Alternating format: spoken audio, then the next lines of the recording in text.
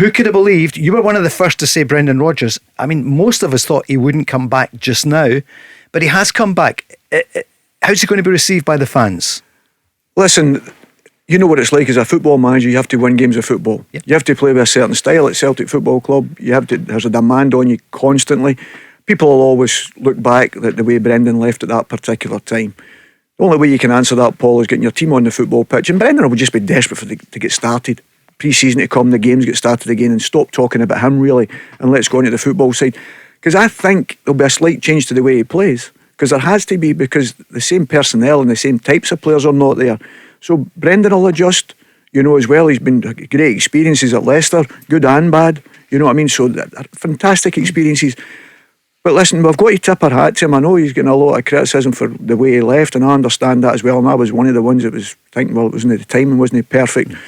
But as I said earlier on in the show here, you look at Gary O'Neill today, the way he's been treated, after doing the job that he did. And Celtic didn't treat Brendan that way. I don't mean that. No. But you can see why managers are thinking all the time, I've got a short life here. Yeah, sure. Because I've had a couple of bad results, I'm out the door, especially nowadays. Yeah, he kept Bournemouth up. Everyone was surprised. Absolutely. Yeah, sure. So you can understand managers. And Brendan was obviously wanting to work in the Premiership for all the different reasons or whatever.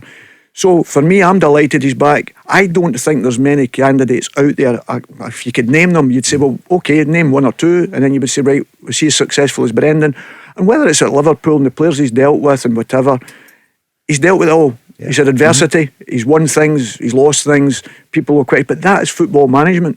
I'm delighted he's back because, as I say, if you go to the top drawer and you get knocked back for the top drawer, you get into the second drawer. We went into somebody in the top drawer and been able to take somebody out of the top drawer to replace a top manager, and Ange Postecoglou, who was magnificent for Celtic.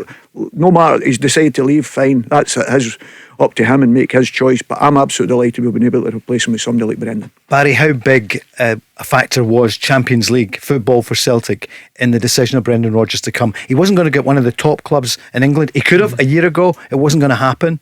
Do you think that was a big factor to say, I've got good budget coming? We'll talk about what that means. Do you think that's what is motivating him? I think it was one of the factors, and also with the way that he left.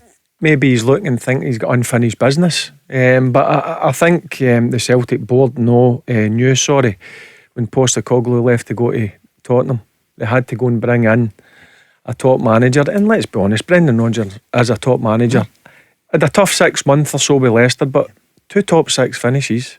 He won a cup as well. People forget. The FA Cup. The FA Cup. Time. So they're getting a top manager. But for Rangers perspective, I think you've got to go and embrace that challenge. I was looking forward to Michael Beale's new look team coming up against Postecoglou's team, but now you've got another top manager coming in at Celtic and Brendan Rodgers, and he might tweak the way that Celtic play, and he's obviously going to bring in his own players, so it'll be interesting to see how many actual players he does sign. So it's exciting, and you want to see top managers in your game up here, and that's certainly what Brendan Rodgers is.